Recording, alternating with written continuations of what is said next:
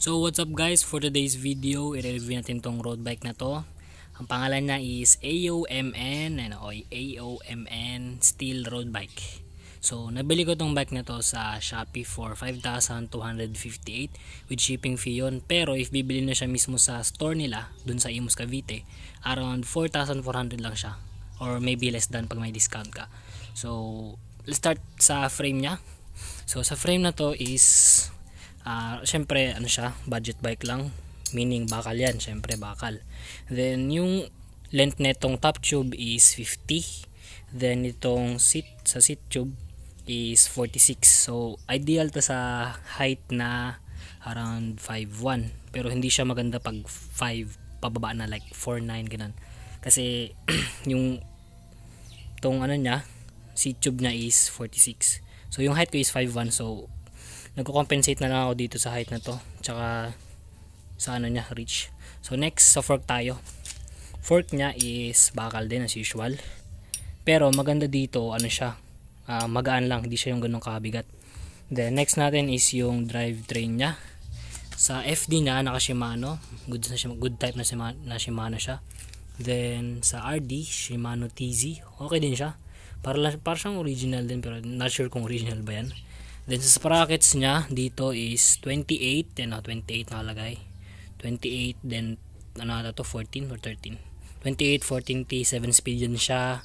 Bakal pa rin yan. Threaded. Then dito sa crank niya is 40-40 yata itong pinamalaki. 44, tapos 32 or ewan ko, basta 3 ba yan siya na bakal. Then 170 yan length.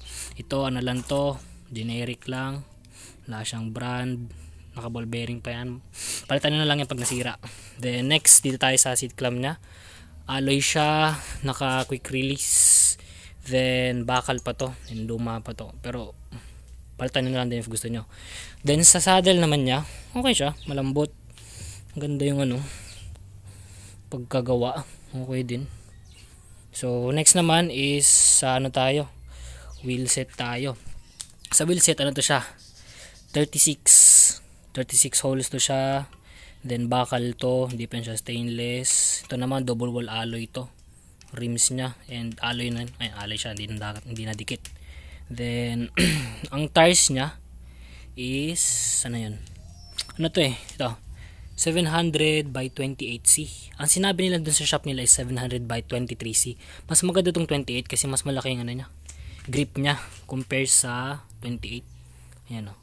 Tsaka even though unbranded yung tires nya, maganda yung quality. Tsaka yung knobs nya, you know, makita nyo, sa may gilid may friction, ay parang may track para makapit siya pag nag-ano kayo, cornering.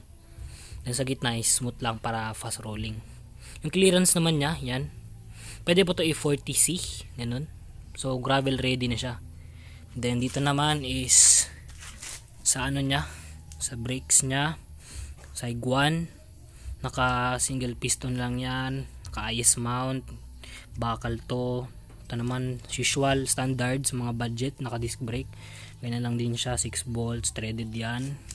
Then sa hubs nya, ano to, bakal pa rin yan natin, sumabit pa nga, kunin natin natin yung bakal, ayan, dumidikit siya, dumidikit, so meaning bakal yan, pero okay din naman siya, alagaan nyo lang. Then sa ano naman nya tayo, sa bottom bracket nya, ball bearing pa yan as usual, yan o, budget lang din yan, palitan nyo na lang. Ganyan yung seal bearing, yung mga seal bearing mura lang naman yan. Then kasama siyang ganito, yan, kickstand, maganda siya, convenient yan pag nag bike tour kayo or usual na bike. Then dito naman same na din siya sa likod, yan, naka disc brake, side one, naka threaded to na ano, disc. Then double wall, 36 holes, 28C, ganda siya. Then sa headset tayo. Sa headset nya, actually pinalitan ko na agad, kasi yung headset nito nung unang bili ko, pagkakabit ko, grabe agad yung uga, kasi ano yun, ball bearing pa siya. Kahit anong gawing higpit ko dito sa tawag dito, stop cap nya, nauga pa din. So pinalitan ko na agad siya ng ragusa. Then yung nilagay ko dito is, wait lang, Saan nga nakalagay?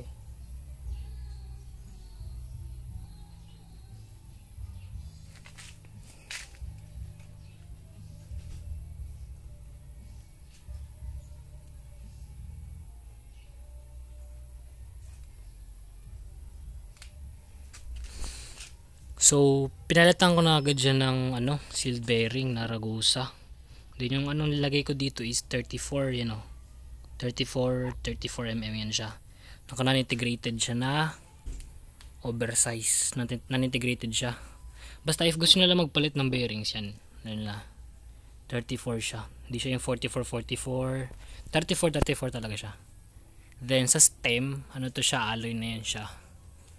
Ata to 60 or 55. Meron akong issue dito kasi sobrahan ko ng higpit.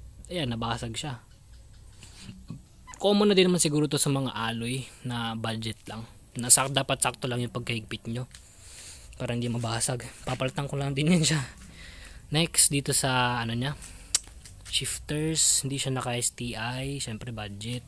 Shimano yan siya. Alam ko medyo may pagka legit tong Shimano na to siguro kasi meron siya parang sticker dito. Wait lang, natin kita ba? Shimano. Meron ako ditong shifter na ganito, nabili ko sa Shopee. Ganito din siya, nandoon sa isang bike yan, sa isang bike na yan. Hindi siya ganun kaganda compare dito. Mas maganda to yung performance niya. Then ano pa ba next? Yan, nakanalan to, mechanical brakes. Yan, mechanical brakes. Itong drop bar niya is bakal din tong drop bar niya. Yan natin, bakal 420 mm yan. Then meron to kasamang bar tip guys. Hindi ko lang nilagay agad kasi papalitan ko na agad do siya ng drop bar. Hindi siya sakto sa geometry. So nag-order na ako sa Shopee ng 380 mm na drop bar, tas compact lang din siya para ganyan yung niya, rounded, hindi yung nandito. So yun, ano ba bang kulang? Comment lang kayo dyan sa baba if may kulang pa. So itong bike na to is maganda siya, pang budget. I-upgrade na lang din siya, gaya na siyang alloy siya dyan, palitan na ng carbon or alloy. Then dito Halotech na agad, diretso na yan if may budget. Then sa dito ganyan na yung yung naka threadless tawag dun, basta yung gano'n na hubs para gumaan ba siya. So speaking sa gaan naman, yung weight na itong bike na to is wala akong pang timbang, pero nung natry ko siya itimbang dun sa timbangan ng kaibigan ko, and yung timbang na is around 11, hindi siya abot ng 12 pero around 11 siya, 11.5 ata. So magaan talaga siya, sobrang ganin na road bike. Kasi itong type ng steel na to, hindi naman siya ganoon kanipis, pero yung design is pang tubular maliit siya na tubo. So maganda talaga. Mas magaan siya. Tsaka dito pala sa fork niya para may gas-gas. Tapos may pagka parang bend. Sa shipping to, hindi ko naman masisisi yung seller dito kasi yung Shopee na may sala dyan sa mga bend na yan. So if ever man bibili kayo sa Shopee, yun, expect nyo na meron siya parang mga dent, gas-gas. Dahil sa shipping, meron pa dito, pagka-bengkong sila, parang na pang tinamaan ng something dito. Pero normal na yan, kasi shipping So yun lang guys, like this video and if trip nyo mag-subscribe, sige lang, subscribe lang kayo. That's it for this video.